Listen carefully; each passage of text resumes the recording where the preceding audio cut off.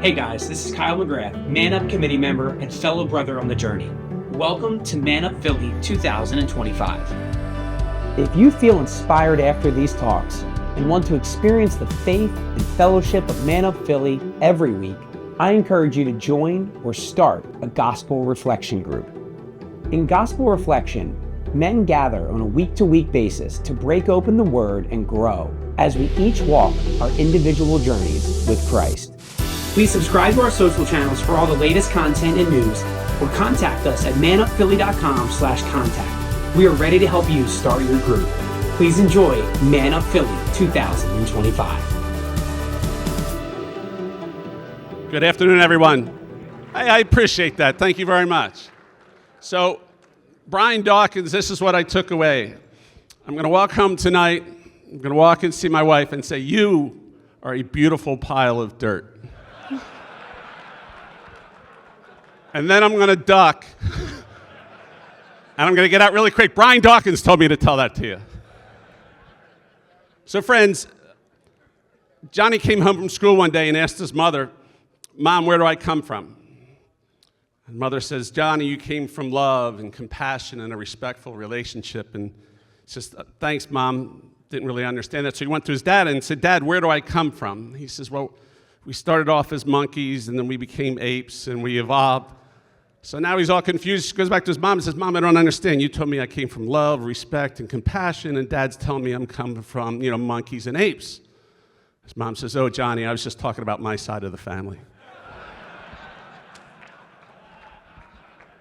So friends, my name is Deacon John Mischler. I've been a deacon for 10 years, and on behalf of all my brother deacons here today, I'm going to speak a little bit about the permanent diaconate program here in the Archdiocese of Philadelphia.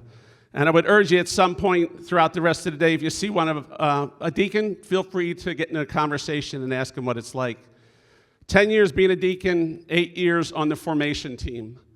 And I have to tell you, if you asked me to describe the first 10 years of being a deacon, the words that would come to mind would be joyful, energizing, challenging, definitely, but incredibly fruitful. Fruitful for me and fruitful for my family. So I thought I would just throw out some data points on what the permanent diaconate program is. You can go to the website on the Archdiocese of Philadelphia website. The permanent diaconate program is a 6-year program.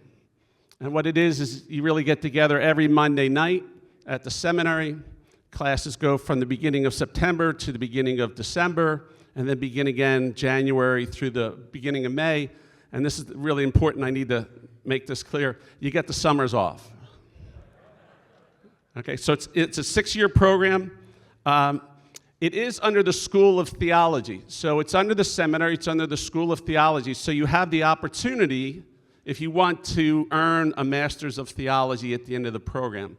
If you choose that that's not a path you want to take, then you can just take the classes pass-fail. I won't tell you what I did, but you definitely have that opportunity as well. And at the end of your 6 years, you will be ordained. You will go through holy orders.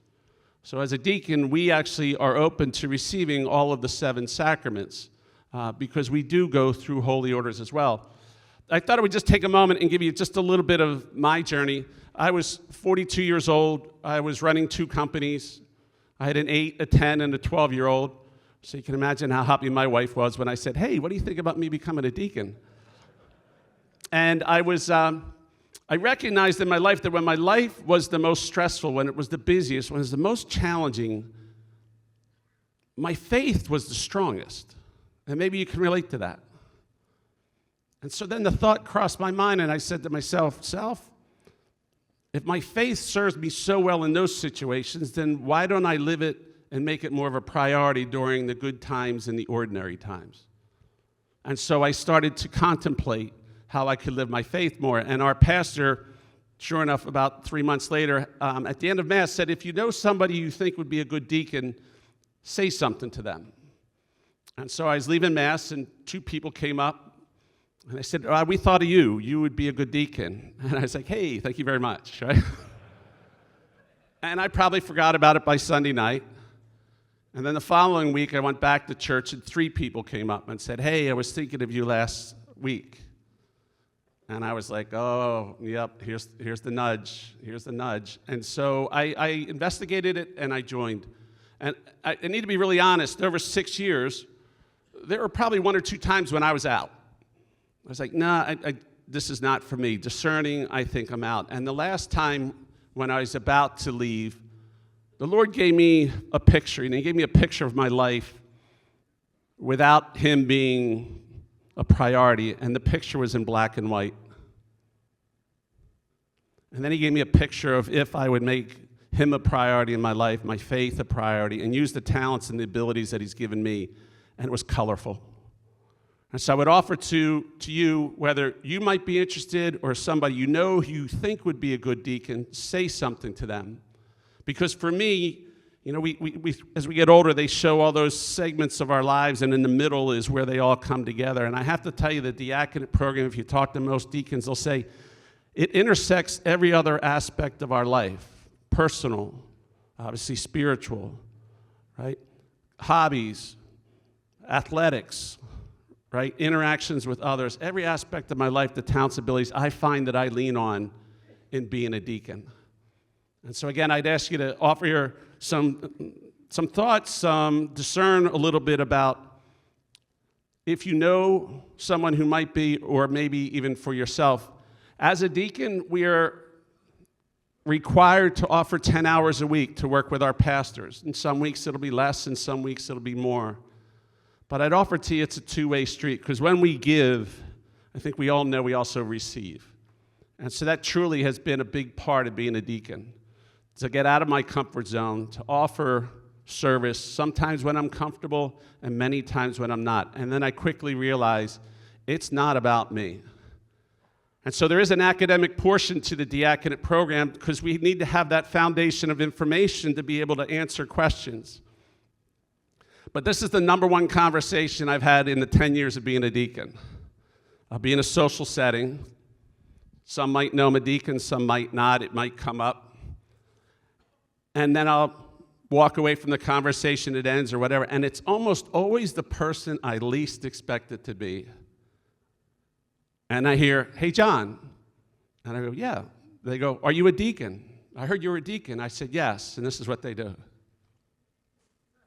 Can I ask you a question? And I almost always start to smile now, because in 40 different ways, they always are asking the same question, which is this. It's usually somebody over, I'll call it 40 years old. I got a good life, a good family, good work. But I just feel like there's got to be something more to life. There's got to be something more here. I feel like I'm just putting in my time. And maybe you feel the same way. I smile. I put my hand over their chest, and I go, congratulations. And they're like, why? I'm like, say, because your soul is stirring. It's stirring, like hopefully yours are today. Because He gave us a void only He can fill. And we've decided in our lives and society to fill it with pride, ego, materialism, all about me stuff. And then because we're so gosh darn smart, we decided to go around that block a second time. And then a third time. And we still have that feeling. So then I say to them, I said, let me ask you a question. If I told you were going to wake up tomorrow morning and be the most faithful Catholic in the world, would you sleep tonight? And they say, no.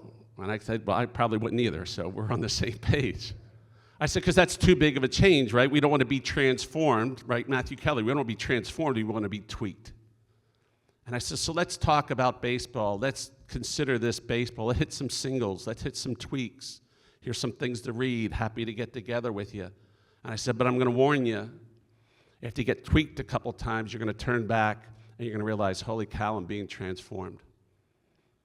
And so, friends, that's the opportunity as a deacon, that this is not a collar of perfection, not at all. This is a collar of service.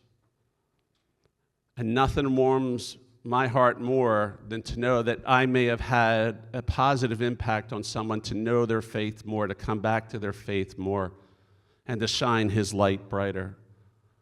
And so that's the opportunity that I believe the permanent diaconate has. If you go to the website, it'll have information. There's a great video you can watch. It also has information sessions that you're more than welcome, and we'd love to have you come. But it's all going to start with a conversation. First with him, probably with yourself. And then all we ask is to have a conversation with us, and we'll see what the Holy Spirit and where it goes from there. Our energy in the program is on you to do everything we can to help you discern your call. It's not whether or not you get a 97 or a 94 or an 85. It's how and what the abilities and the talents that you can bring to help others find their way, to find their journey on their faith. And I'll leave with a story that I have a good priest friend who, when he was ordained, another priest from his ordained class was assigned over at the Vatican. So he and another priest went over to see their priest friend in the Vatican. And the priest friend I have is from South Philly, so he doesn't really speak a lot. And they land in Italy. They go to the Vatican, and the priest they're going to see says, "Hey, I got to go pick up somebody back at the airport." And they're like, "Yeah, that's really why we came to Italy, to go back to the airport and hang out in the Italian airport." And he says, "We're sitting in the terminal, and there's all these people. It's packed." And all of a sudden, he says, "It's like the Red Sea parting." And there's this short woman, about 5'1", wearing white and blue, very old, kind of stumbling towards us. And I turned to my friend, and he says, I go, "That's Mother Teresa." And he goes, "How about this airport?" So they get in the car, and they drive in this little car, and they're driving. He turns his button, and they're in the back seat going, "Mother Teresa, Mother Teresa." And they get to the sister's house, and Mother Teresa says, "Would you please come in and have lunch with us?" And he says, "Well, Mother Teresa asked you lunch. You go to lunch." And after lunch, she said, "Hey, I'm going to address the sisters. Would you please stay?" He says, "When Mother Teresa tells you to stay, you stay." And the message that Mother Teresa had for her sisters, which I offer to you today, was this. She said to her sisters, when you are caring and hearing and healing a person, you might think to yourself, "Boy, how lucky is this person to have me caring for them?" She said, "No, but you have it all wrong. You should be saying, how lucky am I that God has empowered me to be his arms, to be his sight, and to deliver his love." And friends, I'd offer that's what the permanent diacon allows us to do. Not perfect, but I think we always give it our best shot. I think that's the opportunity we have before us. So, Mr. Leary lived out in the hill country, and his dog died. He walked into town, he knocked on the pastor's door of the Catholic Church, and the pastor opened the door, and he says, "Hey, Father, my dog died, and I need to do a funeral service for her." And the pastor said, "Oh, Mr. Leary, sorry for your loss, but we don't do services for animals. Maybe you can find another church in town that will be able to perform that." He says, "Okay, Father." He says, "One other question, if I can ask, is $15,000 a good donation to make to that church that does the service?" And the pastor opened the door and said, "Oh, you didn't tell me the dog was Catholic." Deacon John, give him some love. Give him some love.